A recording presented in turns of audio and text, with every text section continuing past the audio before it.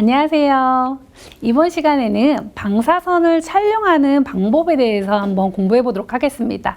방사선에 대한 문의가 은근히 또 있더라고요. 그래서 이번 시간에 방사선을 청구할 수 있는 방법 한번 열심히 공부해 보도록 하겠습니다.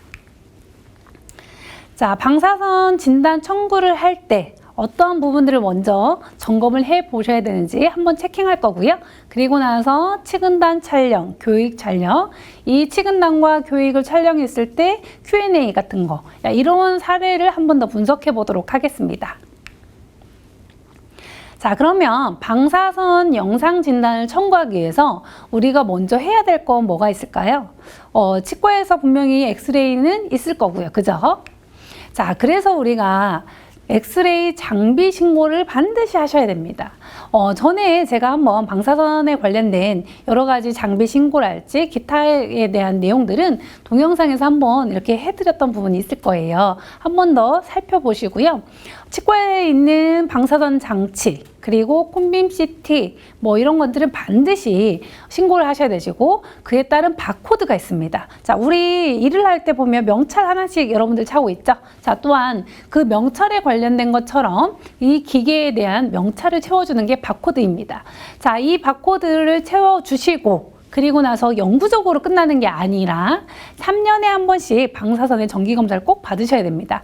이 방사선의 빔이 조금 더 그 양 자체가 너무 많이 나오진 않는지, 너무 조금 나오지 않는지, 이런 것들을 주기적으로 검사하는 게 방사선 정기 검사입니다. 자, 이 검사는 반드시 3년에 한 번씩 검사하시고 보건소에 바로 연동돼서 그 자료가 넘어가기 때문에 이 3년에 한 번씩 정기 검사 진행하지 않으면 페널티가 있습니다. 그래서 그에 관련된 과태료랄지 기타 등등 어떠한 처벌이 있기 때문에 굉장히 엄격한 검사 중에 하나이니까요. 꼭 누락시키지 마시고 챙겨 가셔야 됩니다. 자, 그리고 또 하나는요, 방사선의 업무를 맡고 있는 관계 종사자. 자, 이 사람들에 대한 관리 또한 지금 굉장히 조금 엄격하게 진행하고 있는 부분 중에 하나입니다. 자, 그래서 방사선을 촬영하고 있는 사람들은 배지를 차고 있죠. 자, 우리가 가슴에 이름표를 달듯이 하나 더 명찰을 차듯이 내가 엑스레이를 찍을 때 이 엑스레이 빔을 내 몸에 얼마만큼 흡수하고 있는지.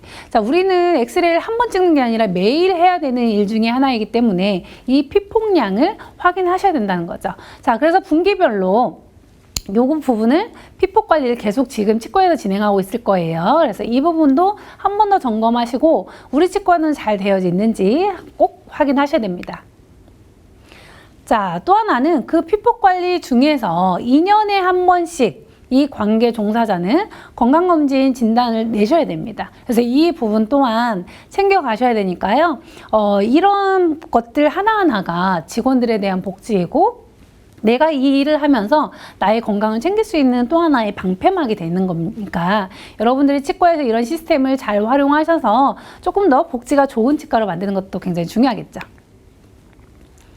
자, 우리가 치과에 내원하신 분들에 대해서 어떠한 질환이 있고 어떤 문제점이 있을 때 대부분 첫 번째로 진단하는 게 이렇게 엑스레이를 찍을 거예요. 그쵸? 이 엑스레이는 방사선 영상 진단인데요. 자, 이때 청구할 수 있는 항목들이 분명히 있습니다. 그죠? 자, 이때 청구할 수 있는 항목을 보면 이 방사선의 청구에 있는 항목의 금액 안에는요, 두 가지로 분류됩니다. 하나는 촬영료, 우리가 촬영하는 기술료가 들어가는 게 100% 중에 30%가 들어가고요. 자, 이 엑스레이를 보고 나서 의사 선생님이 판단을 하겠죠. 이 판독료가 70%가 들어갑니다. 이 두 가지를 합해서 100%를 금액이 산정이 되는 거죠. 자, 그래서 치근단 또는 교익 또는 파노라마, 기타 등등 이런 엑스레이 같은 경우에는 금액이 설정이 되어져 있는 부분은 이 두 가지, 촬영 점수와 판독료 이 두 가지가 합해진 금액이라는 사실 하나 기억해 두시고, 그 다음 단계인 치근단 촬영을 들어가 보도록 하겠습니다. 자, 방사선에 대한 기본 준비 되신 거죠? 자, 그러면 치근단 촬영 들어가 볼게요. 자, 치근단 촬영. 자, 표준 촬영이라고 표현을 많이 하는데요. 이 치근단 촬영은 우리가 가장 많이 하고 있는 행위 중에 하나입니다. 가장 많이 하고 있고 많이 또 찍기 때문에 이 부분에 대해서 알아두시면 도움이 많이 되실 것 같아요. 자, 이 표준 촬영은요, 치아의 우식증, 치주질환 또는 그 기타 질환으로 인해서 평가할 때 굉장히 많이 유용하고 일반적인 치근단 사진입니다. 자, 치아 뿌리 끝에 염증이 있는지, 치아가 썩었는지 가장 기본적으로 볼 수 있는 사진의 방법인 거죠. 자, 그런데 두 가지 방법이 있습니다. 자, 요즘은 이제 예전 같은 경우에 제가 지금 22년 차인데 1년 차, 2년 차 때는요. 저희도 이렇게 아날로그를 이용해서 필름을 사용했습니다. 필름을 사용해서 찍고 필름을 현상을 했었죠. 자, 그거를 아날로그 방법이라고 하고요. 보기와 같이 재료대에 표준 필름 값을 청구할 수 있는 부분이 있습니다. 자, 그런데 요즘은 전산화가 굉장히 잘 돼 있죠. 그래서 디지털 엑스레이 촬영을 할 경우에 자, 디지털을 이용해서 할 경우에는 필름 값이 따로 들어가지 않아요. 디지털 센서를 이용해서 촬영하게 되면 그 영상이 컴퓨터로 바로 인식되기 때문에 현상되는 부분이 없죠. 자, 그러다 보니까 필름 값을 따로 청구하지 않습니다. 그래서 이 두 가지, 우리 치과가 디지털을 이용했다라고 하시면 촬영에 관련된 필름 값을 빼고 청구하시면 되시고, 우리 치과가 지금도 현상을 하고 있다. 필름 값을 사용해서, 필름을 사용해서 현상을 하고 있다라고 하시면 아날로그로 인해서 이렇게 표준 필름 재료대 값을 별도로 청구할 수 있습니다. 물론 요즘은 이제 거의 디지털이 90% 이상이긴 하지만요. 지금도 현재 아날로그 사용하는 분이 간혹 있습니다. 그래서 이 부분 한 번 더 짚고 보시면 될 것 같습니다. 자, 그 다음에 표준 촬영은요, 대표적으로 저 치아가 썩었는지, 아니면 치아가 부러졌는지, 아니면 저 치아가 잇몸 치주 질환이 굉장히 안 좋다는 여러 가지 이유가 있겠지만요. 자, 저렇게 상태를 하나씩 각각의 치아를 사진을 찍어서 확인하는 거죠. 자, 지금 사진처럼 충치가 이렇게 있다든지, 아니면 치아가 이렇게 치관이 잘 이렇게 파절이 돼서 저렇게 뿌리만 남아있는 상태랄지, 이런 것들을 평가할 때 가장 기본이 되는 거죠. 자, 다음은 치근단 주위에 지금 염증이 굉장히 많이 있네요. 그죠? 치주 조직에 평가하는 부분 또 하나도 요 표준 촬영이 가장 기본이 되겠죠. 자, 또 하나는 자, 신경치료를 하고 났는데 그 신경치료의 뿌리, 치근단에 염증이 있을 때 치근단 병소가 얼마만큼 있느냐, 어느 정도 진행됐느냐, 기타 등등 여러 가지 상황을 봤을 때도 표준 촬영 굉장히 유용한 사진 중에 하나이죠. 자, 우리가 신경치료할 때 목적이 좀 여러 가지가 있을 거예요. 자, 첫 번째, 신경치료를 하기 위해 진단을 위한 거 하나. 그 다음, 신경치료 과정 중에서 치아 뿌리 끝에 길이를 잴 수 있도록 워킹 렌스를 잴 수 있는 방법 하나. 그리고 또 하나는 신경치료를 마무리하고 나서 약제를 넣어서 가압근충한 치료의 치아에 그 치료 결과를 보고 싶을 때 하나. 자, 이렇게 신경치료할 경우에는 각각의 진단용, 그리고 워킹레스용, 그리고 가압근충용 이렇게 세 가지를 진행할 수 있죠.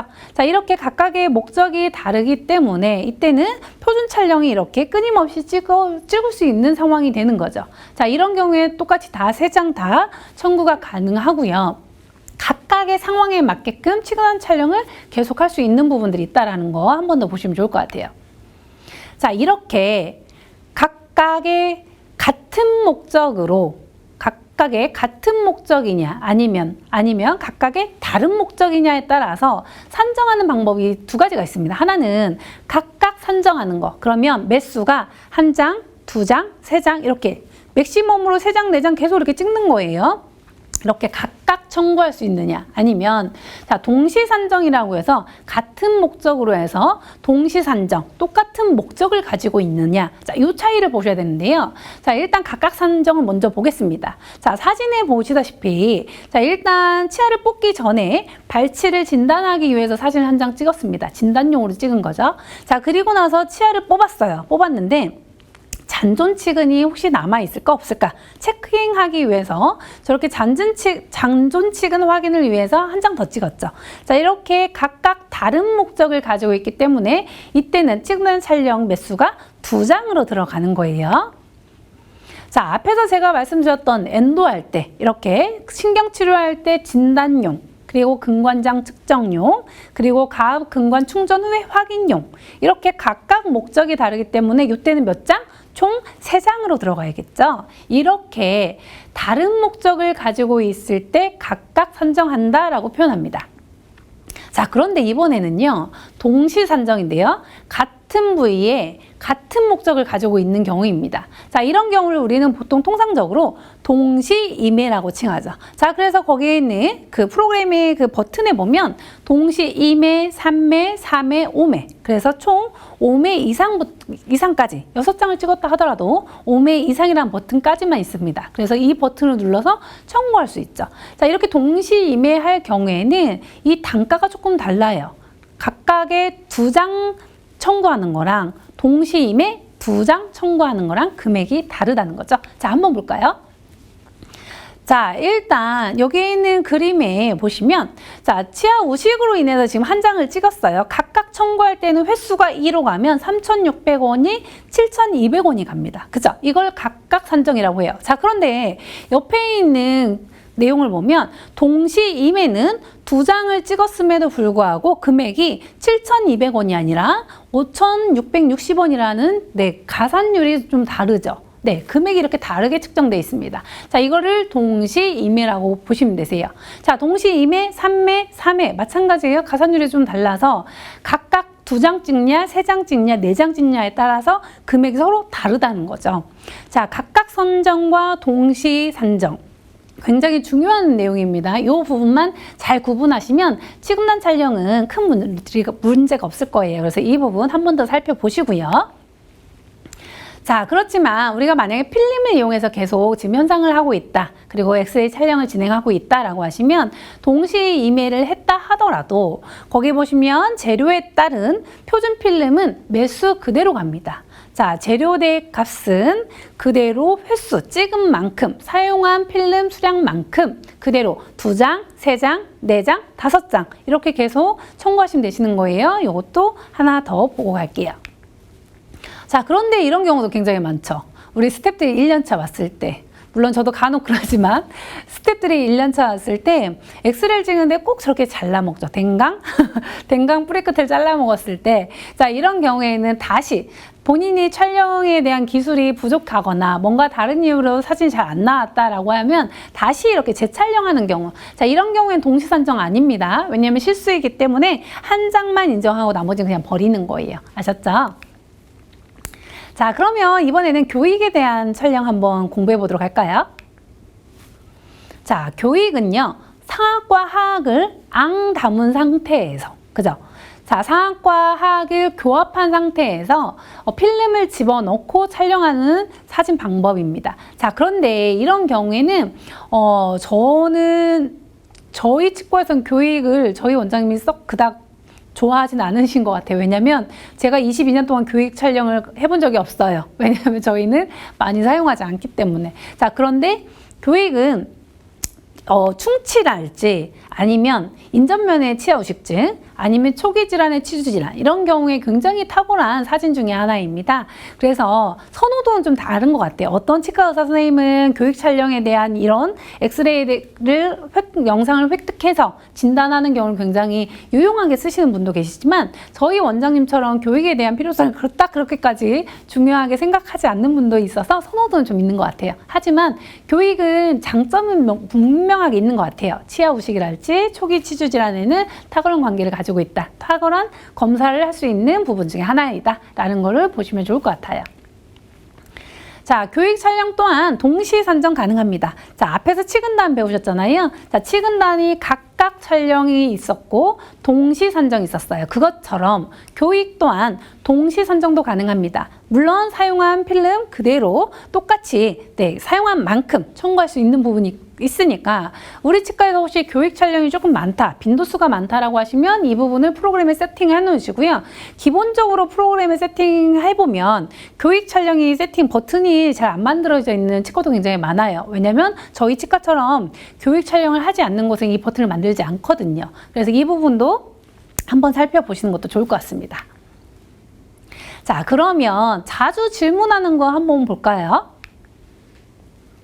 자, 교육 촬영을 하려고 했어요. 자, 그런데 교육 촬영을 했는데 겹쳐서 각도를 달리해서 치근단 임해 촬영을 시행했습니다. 자, 이때 동시 산정 가능할까요? 라는 거죠. 네, 가능합니다. 그쵸? 자, 앞에서 제가 말씀드렸어요. 일반적으로 치근단 촬영이 동시 산정이 가능하지만 교육 촬영을 많이 청구 안 하다 보니까 교육 촬영도 동시 산정이 가능한지를 묻는 여부인 것 같아요. 네, 가능하다라는 거 제가 말씀드렸고, 만약에 우리가 지금 아날로그로 지금 해서 표준 필름을 사용하고 있다라고 하면 필름 재료대에 그대로 청구할 수 있겠죠. 이 부분 또한 하나 더 보고 가시면 좋을 것 같아요. 자, 다음 보겠습니다. 자, 12번 근관장 측정 검사를 위해서 1매, 가압 충전을 위해서 1매, 이렇게 각각 해서 12번에 관련된 거 12번 치아에 대해서 엑스레이 2장을 찍었습니다. 자, 일단 목적이 다르죠. 근관장 측정 검사 하나, 가압 근춘용 하나 이기 때문에 치근단 촬영은 2매로 가시면 되는 거예요. 자, 거기에다가 21번과 22번을 확인 위해서 다른 치아네요. 다른 치아 확인을 위해서 1매 더 했어요. 자, 이때 어떻게 들어가야 될까요? 목적이 다 다르기 때문에 각각 산정해서 총 3매로 들어가셔야 되겠죠? 네. 자, 근관장 측정 검사 하나, 가압 충전용 하나, 그리고 21번과 22번 다른 치아에 하나 확인을 진단을 하나 더 했습니다. 총 3매로 들어가신 게 맞죠? 자, 이렇게 청구하시면 되시는 거예요. 자, 다음 볼게요. 자, 벌을 사용해서 27번을 난발치를 시행했대요. 자, 27번은 굉장히 어렵게 뽑았나 봐요. 자, 그런데 이 치아에 발치 과정 중에 치근단 확인 위해서 1매 촬영했고요. 발치 중간에 잔존 치근 확인 위해서 1매를 또 촬영했습니다. 그리고 나서 발치가 완료된 뒤에 잔존 치근 확인하기 위해서 1매 더 했네요. 자, 그러면 지금 현재 총 몇 개를 했어요? 3개를 했어요. 그죠? 자, 그런데 3개를 했는데 목적이 다 똑같나요? 다른가요? 다르죠. 그죠? 하나는 발치 과정 중에 치근 촬영 하나를 했지만 발치 중에 완전하게 치아를 다 뽑지 않아서 중간에 잔존 치근을 확인하기 때문에 내역 설명 달고 충분히 가능합니다. 자, 그래서 이때 또한 각각의 다른 목적을 가지고 있기 때문에 다른 목적이고 시간이 다른 거죠. 시간이 다르기 때문에 총 3매로 청구하시면 되십니다. 자, 이 부분도 한 번 더 보시면 될 것 같아요. 난발치 할 때 굉장히 많이 쓰는 방법 중에 하나예요. 왜냐하면 치근이 남아있는지 잔존 치근을 확인하기 위해서 엑스레이를 2번, 3번, 여러 번 찍을 수 있거든요. 그래서 이런 경우에도 가능하다는 것도 한 번 더 보시면 좋을 것 같아요. 자, 다음 보겠습니다. 디지털 엑스레이 청구 시 필름 재료대만 삭제하면 되는 거죠. 치근단 촬영 판독료만 청구하고 따로 심평원에 신고하거나 내역 설명을 달아야 될까요? 라고 했네요. 그쵸? 자, 디지털과 아날로그가 있어요. 그런데 보통 디지털로 우리가 세팅을 하게 되면 업체에서 다 신고를 해주실 거예요. 처음 세팅할 때 보통 개원하거나 이전하거나 했을 때 거래 업체에서 보통 진행을 해주시거든요. 자, 이런 경우에는 우리가 필름 재료대를 사용한다, 사용하지 않는다 이런 내용 뭐 할 필요도 없고요. 내역 설명을 따로 달 필요도 없습니다. 자, 그래서 디지털을 사용한다 라고 하면 저렇게 재료값이 빠져야 된다는 사실만 알고 계시면 되세요. 자, 다음 볼게요. 소아 치근단 촬영은 나이가 아니라 유치에만 사용 가능할까요? 자, 우리가 촬영의 버튼을 보시면요. 치근단과 소아 치근단이라는 버튼이 있을 거예요. 자, 요렇게요. 자, 그런데 결론부터 말씀드리면 소아 치근단이나 치근단 촬영, 자, 2가지를 동시에 했다 하더라도 단가는 똑같습니다. 단지 소아용 치근단 촬영은 소아용 필름을 이용했을 때 청구가 가능한 부분이 있으니까 재료값만 좀 달라지겠죠. 하지만 치근단 촬영 판독료로 간다라고 하시면 소아용 필름, 소아용 치근단 촬영이나 치근단 촬영, 표준 촬영을 이용한 치근단 촬영이나 둘 다 똑같은 단가를 가지고 있습니다. 3,600원에 대해서. 그래서 버튼만 다를 뿐이지 나머지 단가는 똑같다라고 보시면 될 것 같아요. 자, 다음은 보험 틀니 환자의 경우입니다. 1단계에서 지대치 상태 확인을 위해서 치근단 촬영을 했대요. 자, 이때 치근단 촬영 그리고 보험 틀니 1단계 동시에 청구 가능할까요? 라는 거죠. 자, 잘 아시고 계시겠지만 보험 틀니 단계의 1단계에는 방사선 검사가 포함되어 있습니다. 자, 그래서 별도로 청구하시면 안 되는 거죠. 자, 그래서 밑에 있는 치근단 촬영을 저렇게 청구했다라고 하시면 삭감이 되니까 저 부분을 삭제를 하셔야 되는 부분이겠죠. 어렵지 않죠? 네. 자, 이렇게 해서 치근단 촬영과 교육 촬영. 자, 이 부분을 한 번 더 집중적으로 살펴보았습니다. 자, 다음 2부에서는요, 파노라마와 CT 촬영에 대해서 한 번 더 본격적으로 공부해 보도록 하겠습니다. 경청해 주셔서 감사합니다.